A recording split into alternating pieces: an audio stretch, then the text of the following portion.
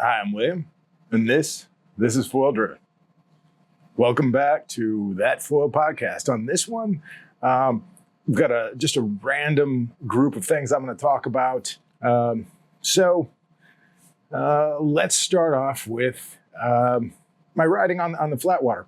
When it gets to be just a little too choppy out there, or the waves are too much, too closely spaced together, and I just get too wore out, there's days where I just want to go out and play around in the flat water. And the flat water isn't as exciting as riding with the power of a wave. That's just, to me, that's the ultimate, is to be on a wave, gliding, carving, jumping.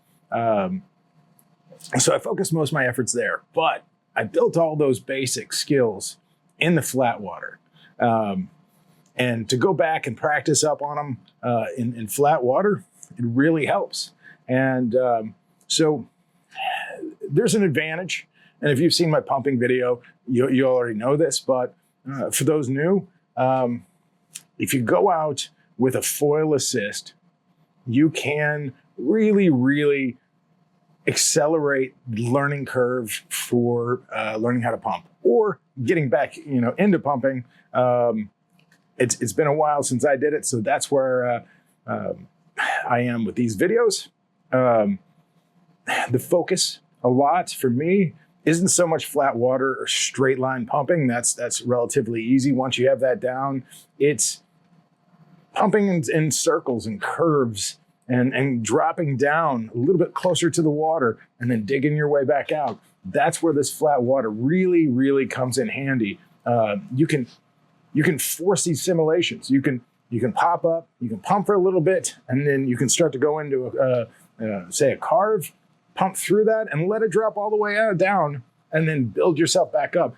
Doing this is going to help you when you're, say, out there trying to connect waves and you're trying to dig out and climb a wave to sort of drop into a wave and never come off a foil. This kind of stuff really works well. And you can also go out there with the power of the motor and put yourself into some really heavy carves without dealing with, the power of a wave. So you can kind of learn how well this thing carves on top of everything else. So I find it a pretty useful tool. I don't go out there very often, but when I do, I find that I actually have fun most of the time I'm out there. And I learned to do the jumps in the waves. I first learned them on a foil drive, out in the flat water, start to figure out how to land jumps in different ways. But it starts in the flat water. Speed pumping, it's pretty easy to figure out when you're in the flat water. So there's advantage there. Getting on foil is much more difficult in the flat water. So you can really work on your technique. And in some cases, when I first started this, I was paddling up with the foil drive. The early models, you had to kind of paddle if you wanted to ride smaller foils and smaller boards. And so doing all that in the flat water tends to help what you do when you go out to the ocean. So those of you that are landlocked on the inside, I think there's a lot of fun to be had in the flat water. And if you go out in a river, when it gets windy, there's some river chop. And I wish I had footage of it, but I don't. But river chop around here, when it's really windy, will get 3 foot or so, or at least waist high. And it's very tightly spaced, but still they're clean waves. And you can kind of get in that and carve back and forth. Some of the longest runs I've had on a wave has been on Florida rivers, which is kind of crazy. And I've done downwinders in the rivers.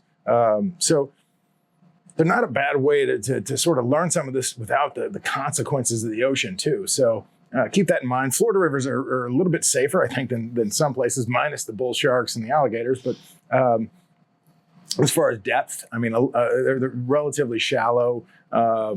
So there's a lot of places, if you fall off on foil, you may be, chest deep in water. So there's good things about the flat. You can only do this for so long before somebody takes notice and wants to sponsor you. Thanks to you, I it is not my raw talent that I get the honor of writing for these companies. It is because you all watch this stuff. And so with that, I have a new sponsor. I'm not ready to actually announce who it's with, but I can tell you, most people would have never saw this coming. It's not what I expected. It's been a strange week, but I can tell you, I would not write a company. I would not commit this level of writing and say loyalty to a company I didn't believe in. And I think this company that I'm going to go to, they're really going to change what's going on with everything I do. And we'll see how this goes.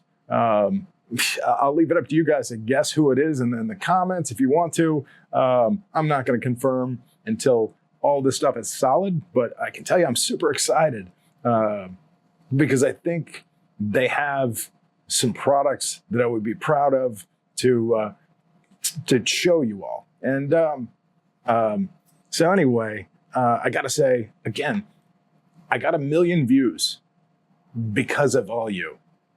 This is, it's crazy. But in terms of, you know, a guy my age, able to have an audience that's willing to listen to anything I have to say, hey, I'm proud of what's happened, and I'm stoked that you guys put me here. So thank you so much. I do not know how to express my gratitude, but if I can do it through content, that's how I'll do it until I can't. And so I appreciate you. And until the next time, this has been Flow Driven. Thank you, guys.